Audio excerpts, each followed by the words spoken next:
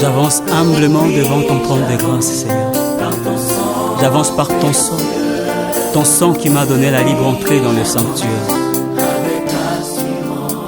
Oui, j'avance avec assurance. J'avance avec mon cœur assoiffé de toi, Jésus. Oh, toi qui es assis sur le trône, nos cœurs te désirent, nos cœurs te cherchent, Seigneur. Que l'amour de Dieu,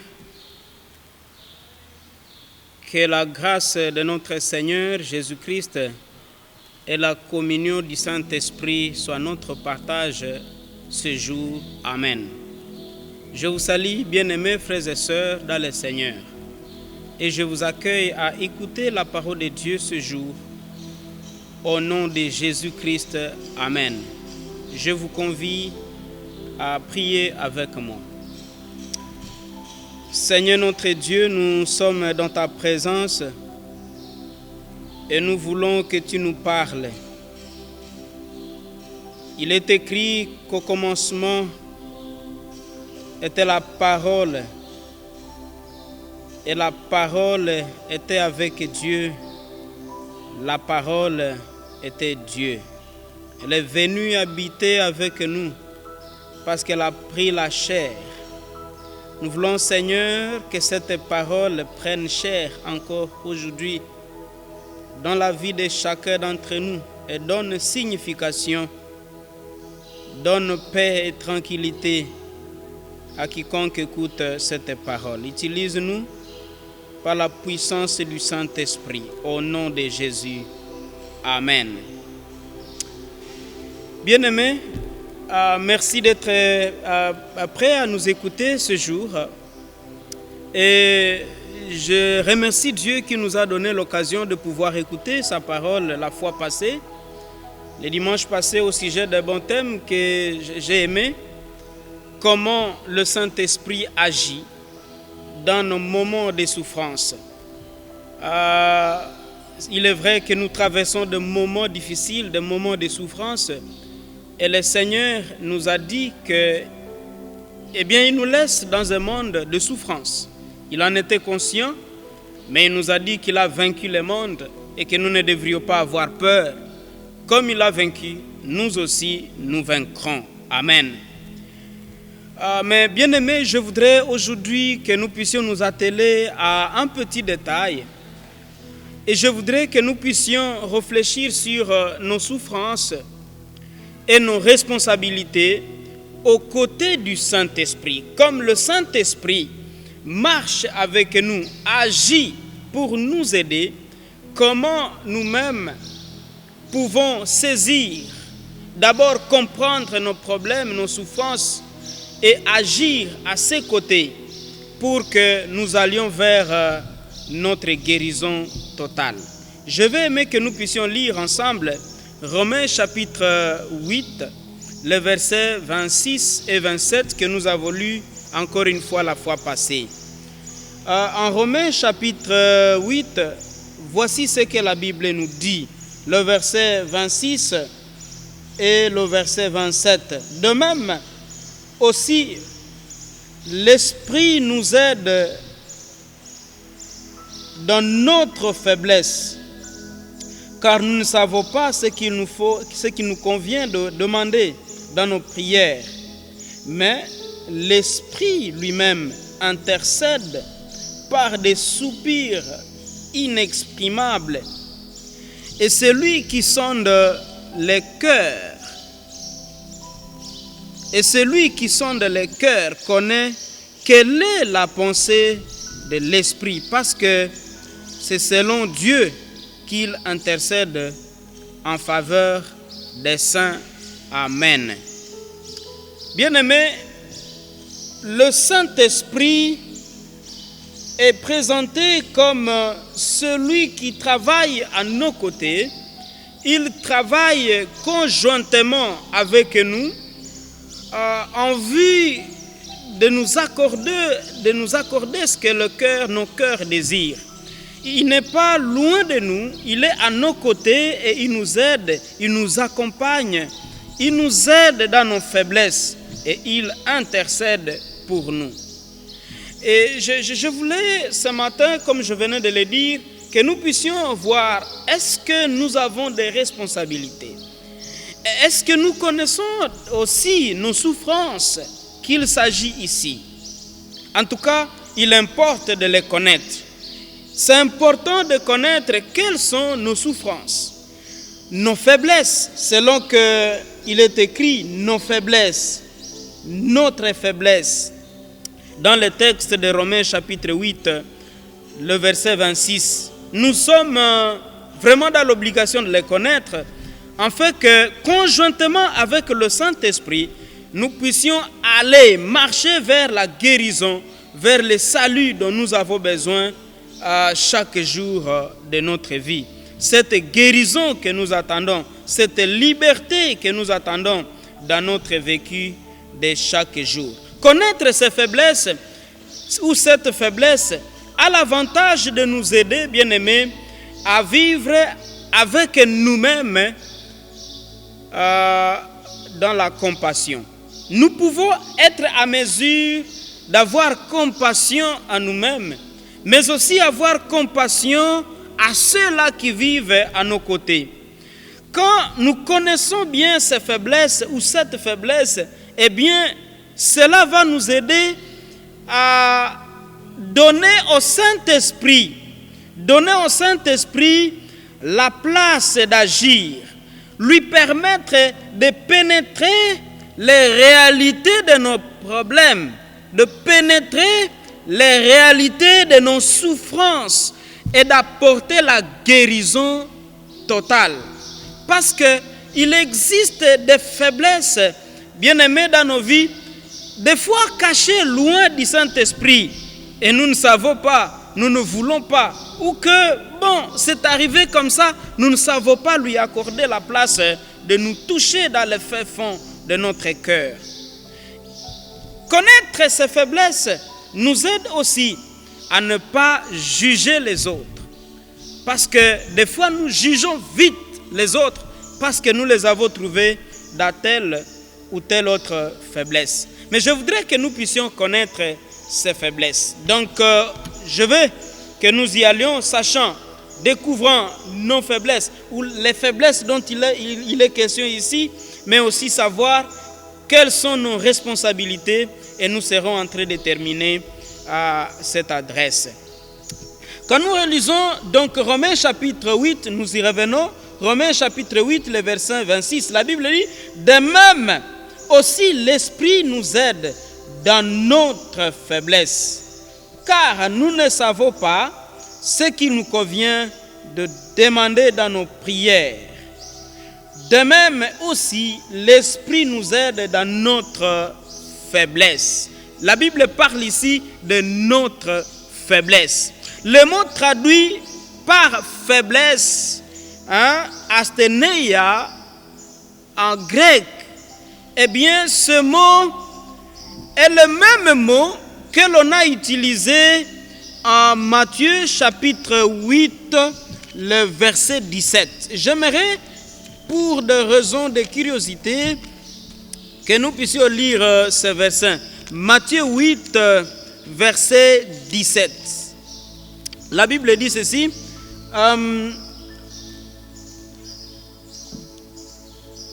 Afin que s'accomplisse ce qu'il avait été annoncé par Ésaïe le prophète.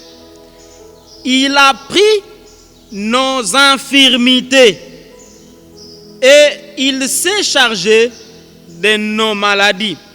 Le mot infirmité en Matthieu chapitre 8, le verset 17, c'est le mot asthénéias qui est le même qu'on a utilisé en Romains chapitre 8, le verset 26. Alors ici, on traduit par faiblesse et là, on traduit par infirmité. Il y a quand même besoin de comprendre de quoi est-ce qu'il s'agit exactement. Ce mot ici, c'est un mot qui est traduit par notre auteur, non, par le traducteur ici par faiblesse. Ce mot asthénéia asthénèse en grec traduit l'idée de la faiblesse qui peut être physique, mais aussi qui peut être mentale, une faiblesse mentale ou je dirais spirituelle. Et donc c'est une faiblesse qui embrasse la totalité de l'être humain. Il ne s'agit pas d'une catégorie de faiblesses, mais il s'agit des faiblesses qui sont présentes dans la vie de l'homme en tant que lui, le tout de l'homme. Et donc, il s'agit donc des maladies physiques, il s'agit des maladies morales, des problèmes moraux, il s'agit des infirmités, il s'agit des faiblesses psychologiques aussi. Il s'agit des problèmes émotionnels, il s'agit des problèmes cognitifs. Et donc, quand nous avons tous ces problèmes, la Bible dit que le Saint-Esprit marche avec nous et il nous aide dans tous ces problèmes-là. Le Saint-Esprit, il ne vient pas agir sur une seule catégorie de problèmes spirituels seulement. Il veut aller et s'étendre dans tout ce que nous avons comme problème. De manière que le salut que nous recevons en Jésus-Christ soit un salut holistique, complet, total, dans notre mental, dans notre esprit, dans nos sentiments, dans nos manières d'exprimer nos émotions. Nous devons être libérés de nos souffrances, de nos problèmes. Parce que le Saint-Esprit a affaire aussi dans tous ces problèmes-là. Frères et sœurs, nous vivons avec des pensées, avec des émotions, nous vivons avec des souffrances, des sentiments enregistrés dans notre subconscient. Et des fois, nous faisons semblant d'être bien, d'être à bonne santé, d'être gai, alors que nous portons des souffrances indicibles en dedans de nous, des souffrances qui sont et restent vivantes et nous font mal. Ce peut être des culpabilités, des péchés que nous avons commis. Vous imaginez cette femme qui a commis, n'est-ce pas, des avortements et que tout le temps elle se rappelle de tout ce qui s'était passé et elle n'a pas la paix. Voulez-vous imaginer de tous ces péchés que les gens commettent dans l'obscurité et ils ne savent pas avouer qu'ils ont commis des péchés. Ça reste enfoui, caché, très vivant dans nos cœurs. Mais ça reste là. Il y a d'autres encore qui ont des souvenirs de mal, n'est-ce pas, dont ils ont été victimes. Ils ont subi des mal vis-à-vis de la part d'autres personnes et ils en souffrent aujourd'hui. C'est peut-être que nous nous sentons rejetés.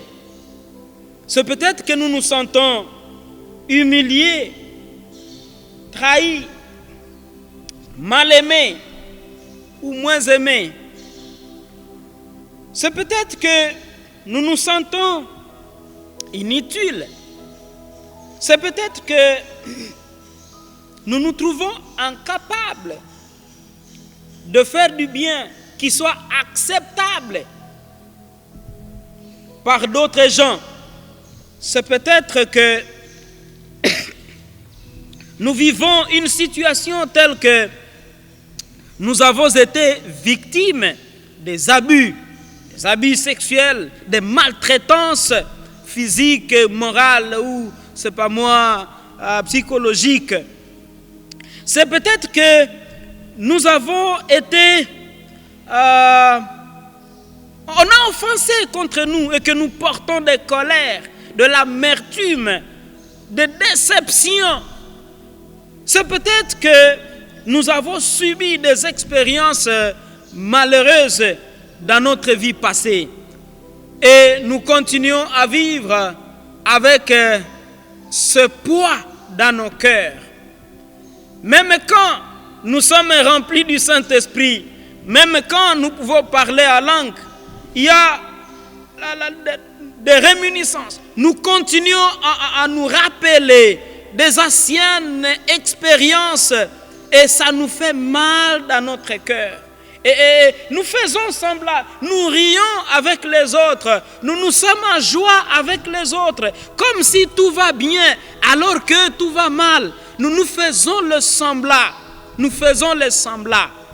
Bien-aimés, nous vivons avec ces expériences dans la vie, comme on vit avec une plaie qui s'est cicatrisée à l'extérieur, alors qu'à l'intérieur, il y a encore des problèmes terribles. Bien-aimés, plusieurs gens, quand ils sont avec les autres, ils peuvent rire, ils peuvent se réjouir. Mais quand ils sont seuls, alors, ces pensées reviennent. Ils peuvent essayer de les oublier, de les rejeter. Mais par moments encore, ça peut revenir. Quand on est plein, n'est-ce pas, du Saint-Esprit, et qu'on fait, n'est-ce pas, une expérience d'une louange forte et des prières par l'Esprit, des fois on peut oublier. Mais un moment, quand on sera encore seul, on se dit, mais ceci est arrivé dans ma vie. Je ne sais pas comment ceci est arrivé dans ma vie. Comment moi-même j'avais pu faire ça. Et les problèmes continuent à ronger les cœurs. Il y a plusieurs gens qui ne connaîtront pas une vie chrétienne épanouie, une vie chrétienne pleine de paix, de joie, de tranquillité, parce que tout simplement, il y a beaucoup d'histoires qu'ils ont vécues dans le passé et ils ne sont pas encore guéris jusqu'à maintenant. Ainsi, plusieurs chrétiens vivront avec des stress inédits. Plusieurs chrétiens vivront avec des traumatismes. Plusieurs chrétiens vivront même avec la dépression. Plusieurs chrétiens vivront avec de l'anxiété, avec des complexes et beaucoup d'autres problèmes psychologiques qui font souffrir et qui changent même le mode de vie, qui changent la situation, les manières d'interagir avec les autres. Vous trouverez des gens qui sont devenus compliqués. Vous trouverez des gens qui ne savent pas comprendre les autres. Ce n'est pas gratuit. Ça peut être dû à une situation passée. Vous trouverez d'autres gens qui ne croient pas aux autres. Ils ne peuvent pas croire que quelqu'un d'autre peut faire du bien. Il n'y a que lui qui peut faire ce qui est bien. C'est dû à un problème. Vous trouverez des gens qui ont des difficultés de pouvoir vivre en amitié avec d'autres gens. C'est pourquoi il y a un problème. Il y a un problème caché. Vous trouverez d'autres encore qui vivent un peu timides, trop timides là, trop timides. Et vous ne savez pas pourquoi la personne est trop timide. Et vous croirez que c'est la sagesse divine. Le Saint-Esprit l'a rempli de la sagesse de manière à se taire. Mais bien aimé, ce n'est pas de la sagesse. La personne peut être en train de souffrir. Vous trouverez encore d'autres trop extravagants dans tout ce qu'ils peuvent dire ou faire. Vous trouverez des gens avec des comportements divers et vous ne saurez pas comprendre pourquoi la personne est en train de vivre de cette façon. Mais c'est des conséquences des problèmes qu'ils ont connus dans le passé. Et bien aimés dans le Seigneur, ces personnes vont continuer à vivre avec ces faiblesses, avec ces infirmités, comme celle-ci. Et la bonne nouvelle, bien-aimés, que je voudrais encore rappeler, que nous avons reçu le dimanche passé, c'est que le Saint-Esprit est mobilisé, bien-aimés, à marcher avec nous. Il est mobilisé de nous donner la force vous recevrez, n'est-ce pas, la force, le Saint-Esprit survenant sur vous et vous serez maîtres. La Bible dit que nous allons recevoir la puissance du Saint-Esprit, sa force. Eh bien, le Saint-Esprit est bien mobilisé pour nous accorder tout ce dont nous avons besoin pour que nous puissions vaincre. Si vous vivez dans une situation comme celle-ci, vous avez une bonne nouvelle, c'est aussi que le Saint-Esprit est permanemment présent dans notre vie pour nous aider. Il marche avec nous. Il marche avec nous. Comme un médecin marche avec un malade et il fait du temps avec lui pour l'amener, n'est-ce pas, à la guérison. Ainsi, le Saint-Esprit est présent avec nous tout le temps de notre vie pour nous amener à la guérison. Alléluia. Le Saint-Esprit travaille conjointement avec nous. Je voudrais, bien aimé, ici, vous demander de m'accepter d'ajouter juste un petit détail dans tout ce que nous avons vu. Nous devons connaître notre responsabilité pour que nous en arrivions à la guérison totale de nos problèmes. Quelle est notre responsabilité? Vous vous posez la question. Si vous connaissez un problème comme celui-ci, vous devez savoir votre responsabilité et ainsi agir conjointement avec le Saint-Esprit pour votre totale guérison. Le chapitre 8 de Romains que nous venons de lire tout à l'heure, le verset 26, la Bible nous dit « De même aussi, l'Esprit nous aide dans notre faiblesse. » Bien-aimés, c'est notre faiblesse. Nous avons, nous prédicateurs, donné l'impression que une fois que le Saint-Esprit arrive, c'est la disparition de ces faiblesses ici.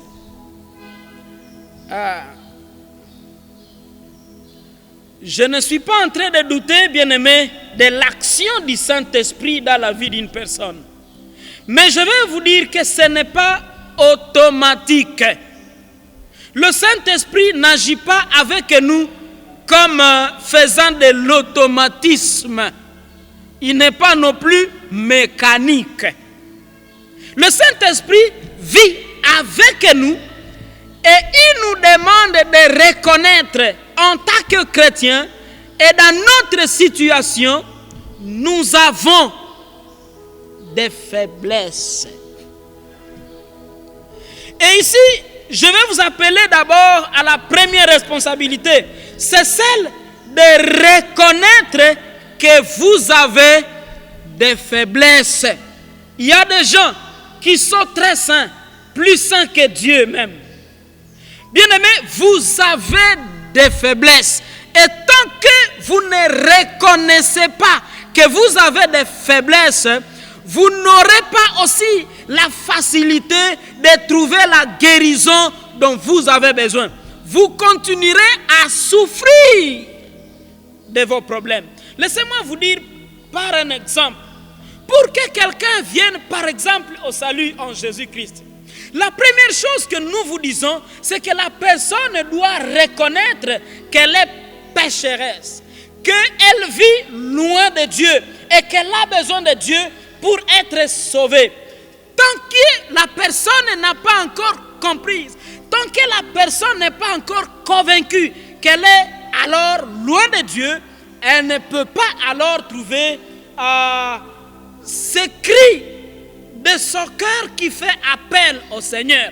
Car la Bible dit, celui qui fera appel au Seigneur sera sauvé. Bien-aimé, tu ne peux pas faire appel au Seigneur si tu n'as pas reconnu que tu as un problème. Je voudrais t'appeler à un examen beaucoup plus profond, bien-aimé. Est-ce que tu n'as pas un problème dans ta vie? Comment tu as grandi, bien-aimé? Est-ce que tu n'as pas été victime d'une situation? Est-ce que tu n'as pas souffert, peut-être même à l'enfance, peut-être même c'est oublié, mais tu en as souffert quand même. Est-ce que tu n'as pas été victime d'une situation et on n'y a pas travaillé? C'était fini comme ça. Tu avais dit que ça finisse comme ça. Bon, ça suffit maintenant. Alors que ça finisse. Ça ne finit pas comme ça, bien-aimé. Il faut que le doigt du Saint-Esprit touche et sorte les pus qui sont enfouis dans ton corps, qui sont enfouis dans tes pensées, qui sont enfouis dans ton cœur, qui sont enfouis dans tes émotions, qui sont enfouis dans tes sentiments. Il faut que le doigt du Saint-Esprit touche et t'amène à sortir tout ce qui n'était pas bon, tout ce qui ne glorifie pas Dieu dans ta vie. Il faut que tu te laisses, bien-aimé. Mais pour en arriver là, il faut que d'abord tu reconnaisses que tu as des problèmes. Il y a des gens qui disent, mais comment un chrétien pouvait-il encore avoir de tels problèmes? Bien-aimé, bien-aimé, c'est comme ça qu'on développe l'hypocrisie. C'est comme ça qu'on développe l'hypocrisie. Le Seigneur veut que nous soyons clairs devant lui et dire, Seigneur, je reconnais que j'ai eu des colères contre ma mère, contre mon père qui ne m'a pas fait étudier. Je reconnais que j'ai une colère contre mes parents qui ne m'ont pas aimé comme je le voulais. Et jusqu'aujourd'hui, tu continues à penser que tes parents ont une dette parce qu'ils ne t'ont pas aimé comme il fallait, parce qu'ils ne t'ont pas donné tout ce dont tu avais besoin, comme tu le voyais chez les autres enfants. Et alors, dans ton cœur, il y a une rancœur, il y a une colère contre tes parents. Bien-aimé, même si tu es chrétien rempli du Saint-Esprit, quelque part te dira, mais mes parents ne m'avaient pas fait étudier, mais mes parents ne m'avaient pas donné ceci ou cela, je n'avais pas reçu assez d'amour, je n'avais pas reçu assez de compassion, je n'avais pas reçu ceci de mes parents ou de qui que ce soit dans ma vie, ou que tu as connu une déception dans ta vie, la personne qui t'a déçu continue à revenir dans ta tête, même si rempli du Saint-Esprit, parlant en langue, bien-aimé, ça reste. Il ne faut pas dire que là, c'est une question des païens. Même les chrétiens peuvent avoir des problèmes comme ça. Tu as besoin, bien-aimé, de venir au-devant du Seigneur et dire, je reconnais que j'ai ces problèmes. J'ai besoin que tu me touches à fond. J'ai besoin que tu touches ma vie à fond et que tu me guérisses de ces problèmes. Bien-aimé dans le Seigneur. Deuxièmement, il faut que tu acceptes ta responsabilité. Tu as fait un avortement. Tu ne peux pas dire que ça c'est quelqu'un d'autre. Ça c'est toi, bien-aimé. Tu l'as fait. Tu as provoqué l'avortement. Ou que tu as vu quelqu'un en train de provoquer l'avortement. Tu ne l'en as pas empêché.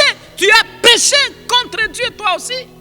Bien-aimé, toutes les fois que tu y penses, il y a des remords qui reviennent. Il y a des remords qui reviennent. J'ai tué.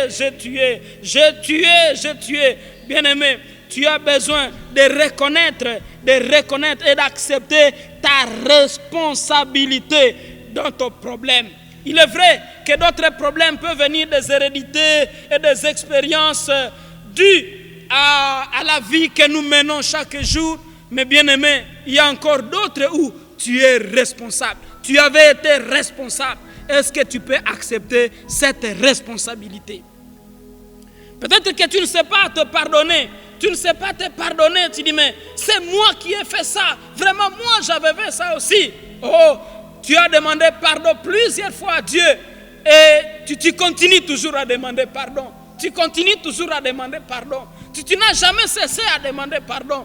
Parce que tu te sens coupable. Tu te sens coupable. Bien-aimé dans le Seigneur, accepte ta responsabilité. Dis oui, j'ai fait ce qui est mal au devant de Dieu. Troisièmement, quelle responsabilité? Pose-toi la question. Pose-toi la question de savoir si tu veux réellement guérir. Vous savez, notre Seigneur avait l'habitude de poser la question aux gens qui venaient au devant de lui. Il disait, veux-tu être guéri? En Jean chapitre 5, le verset 6, il a posé la question à quelqu'un, veux-tu être guéri? Une personne qui a fait longtemps en train d'attendre la guérison. Jésus dit, veux-tu être guéri? Bien-aimé, est-ce que tu veux être guéri? Si tu as besoin vraiment d'être guéri, il faut le savoir. Si tu ne veux pas, alors tu ne le seras pas. Mais si tu le veux bien, alors tu le seras. Parce que tu dois savoir si réellement tu veux être guéri, oui ou non. Quatrièmement, je vais t'appeler à pardonner à toute personne qui est impliquée dans ta souffrance. Pardonner, c'est quelque chose de grand. Je ne développe pas ce thème aujourd'hui. Peut-être que nous y reviendrons un moment. Mais tu as besoin de regarder toutes ces personnes qui sont impliquées dans ton problème, qui t'ont fait souffrir depuis l'enfance et tu en es resté victime. On a déjà été affecté profondément. Bien-aimé, tu peux aujourd'hui décider de pardonner à toutes ces personnes-là. Cite-leur nom devant Dieu et dis Seigneur, je te présente toutes ces personnes qui ont fait du mal dans ma vie. Cite-leur nom devant Dieu et dis à Dieu que tu les pardonnes réellement. Et si tu peux encore avoir la possibilité, va au-devant de ces personnes, affirme, déclare devant eux que tu les as pardonnés parce que tu portais dans ton cœur un fardeau contre ces personnes qui t'ont fait du mal. Dis à ces personnes que je vous pardonne. Je vous pardonne. Et bien aimé, si vous avez vécu et avec des culpabilités, parce que vous-même vous vous êtes trouvé en problème, cinquièmement, je vais vous demander de vous pardonner aussi. Pardonne à toi-même et dis Seigneur, j'ai péché contre moi-même et pardonne maintenant à toi. Dis-toi que tu as été si faible et tu as été né dans le péché, comme le dirait David. Et c'est comme ça, tu demandes pardon à Dieu. Tu demandes pardon à Dieu vis-à-vis de toi-même et tu te pardonnes toi-même. Tu ne continueras pas tous les jours à t'accuser. C'est arrivé, mais ça peut passer. Tu peux dire à ton cœur, je te pardonne parce que tu m'as induit en erreur. Tu peux dire à tes pensées, je te pardonne parce que tu m'as induit en erreur. Tu peux dire à ta personne, je te pardonne parce que tu m'as induit en erreur. Le Seigneur veut que tu te pardonnes, bien-aimé, dans le Seigneur. Avant de finir, laisse-moi te dire que tu as besoin de demander au Saint-Esprit et de lui montrer, bien-aimé, ton problème. Tu dis au Saint-Esprit de te montrer le vrai problème, de te montrer le vrai sujet de prière au sujet de ta vie. Tu as demandé que le Seigneur te donne d'évoluer dans tes affaires. Tu as demandé au Seigneur de te donner la grâce de réussir dans la vie. Tu as demandé au Seigneur d'avoir une bonne femme. Tu as demandé au Seigneur de réussir dans les études. Tu as demandé au Seigneur de faire ceci ou cela, de faire des voyages. Tu as demandé au Seigneur beaucoup d'histoires. Mais bien aimé dans le Seigneur, tu peux encore revenir auprès du Saint-Esprit. Parce que des fois, tu ne sais pas ce qu'il faut demander à Dieu. Est-ce que tu peux dire au Saint-Esprit, Saint-Esprit, dis-moi exactement ce que je dois prier au sujet de ma vie. J'ai prié pour beaucoup d'histoires, sauf moi-même, sauf mes faiblesses, sauf mes difficultés, sauf mes infirmités. J'ai prié pour tout le monde, mais je n'ai pas reconnu qu'il y a encore des plaintes, qu'il y a encore des problèmes au-dedans de moi. Et des fois, je crois que tu n'es pas capable de les sauver. Tu n'es pas capable de me guérir. Parce que ça vient de durer longtemps. Parce que ça vient de faire longtemps. Mais je marchais avec ces problèmes. C'est comme des épines dans mon corps. Je marchais avec ça. Je concentrais avec des problèmes dans ma vie. Mais j'ai besoin aujourd'hui que tu m'en délivres. Le Saint-Esprit est prêt à te montrer tes vrais problèmes, tes vraies difficultés, au sujet de tes relations avec les autres, au sujet de tes relations avec toi-même, au sujet de tes relations avec Dieu, au sujet de ta vie. Le Seigneur est capable de te montrer les sources, les fondements même de tes difficultés et de t'en guérir, bien-aimé. Quand tu es à l'hôpital et que le médecin te pose la question, qu'est-ce que tu as comme problème? Et que tu lui dises, voici, j'ai le maux de ventre, parce que tu as peur de dire que ta tête fait mal et que tu as la fièvre. Oh, qu'on ne dise pas que tu as corona, n'est-ce pas? Tu mens pour qu'on soigne une autre maladie. Bien-aimé, on va te soigner une autre maladie, une fausse maladie, et la vraie va rester, elle va persister. Tu vas mourir en train de prendre des médicaments parce que c'est des médicaments, des vrais médicaments pour de fausses maladies, et tu ne seras pas guéri. Bien-aimé dans le Seigneur, tu n'as pas besoin de parler en langue. Tu as d'abord besoin que tu sois guéri. Tu n'as pas besoin, bien-aimé, d'aller en Europe d'abord. Tu dois d'abord être guéri. Tu n'as pas besoin d'avoir tous les dons du Saint-Esprit alors que tu as encore besoin d'être guéri. Est-ce que tu peux revenir devant le Seigneur et lui montrer, dire Seigneur, j'ai des difficultés, j'ai des problèmes. Guéris-moi, guéris-moi, guéris-moi. J'ai besoin d'être réellement guéri dans ma vie. J'ai besoin que tu me touches. Touche là où il y a le vrai problème. Et beaucoup de chrétiens nous cachent leurs problèmes. Bien-aimé, tu ne seras pas guéri comme ça. La Bible dit que celui qui cache ses transgressions, il ne progresse jamais. Mais celui qui les avoue et les délaisse, voici la personne qui trouve la faveur de Dieu. Bien-aimé, tu as besoin de dire Seigneur, me voici. Étale-toi devant le Seigneur. Étale ta vie devant le Seigneur. Montre-toi, tu as des difficultés. Et tu ne seras pas utile à toi-même. Tu ne seras pas utile à ta femme. Tu ne seras pas utile aux gens avec qui tu vis. Parce que tu as des problèmes à l'intérieur de toi. Et ces problèmes sont restés pour longtemps. Tu as besoin de t'exposer en ce jour devant le Seigneur. Et dire, cher Saint-Esprit, viens, viens, marche avec moi. Et montre-toi présent en guérissant mes infirmités, en guérissant mes problèmes, mes difficultés que j'ai toute ma vie. Dis au Saint-Esprit, parce qu'il a besoin de te toucher. Je voudrais que ce moment, là où tu es, tu puisses, bien-aimé, fermer tes yeux là où tu es. Ferme tes yeux là où tu es et commence à parler au Saint-Esprit. Dis au Saint-Esprit, cher Saint-Esprit, j'ai besoin de toi. Viens et connais mon problème. Viens et connais ma difficulté.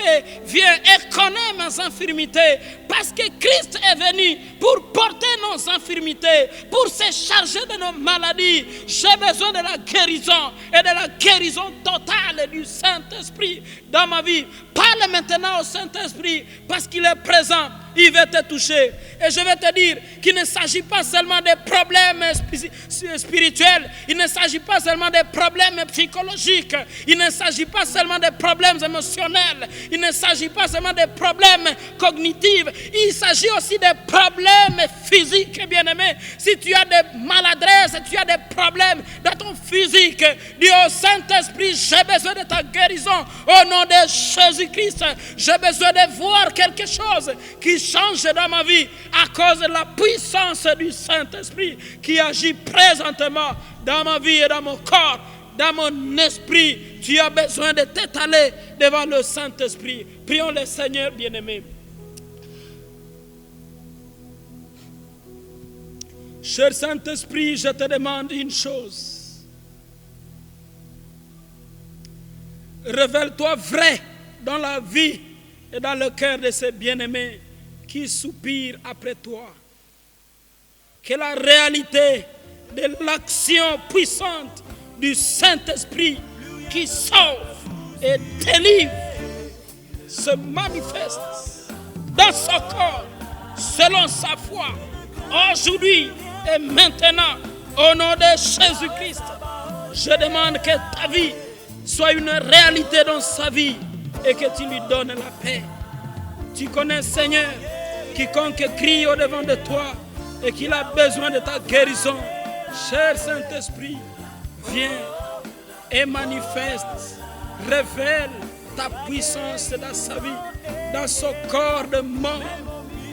Revivifie cette personne dans ses pensées, dans ses émotions et guéris partout où il a été endommagé, dans ses pensées, partout où il a été endommagé, oh Dieu, dans ses sentiments, partout où il a été endommagé, oh Dieu, dans son corps, partout où il a été endommagé, en toutes choses, que par la puissance de la résurrection de Jésus-Christ, cette personne trouve sa guérison. Oh Dieu, fais cela pour la gloire et l'honneur à ton nom.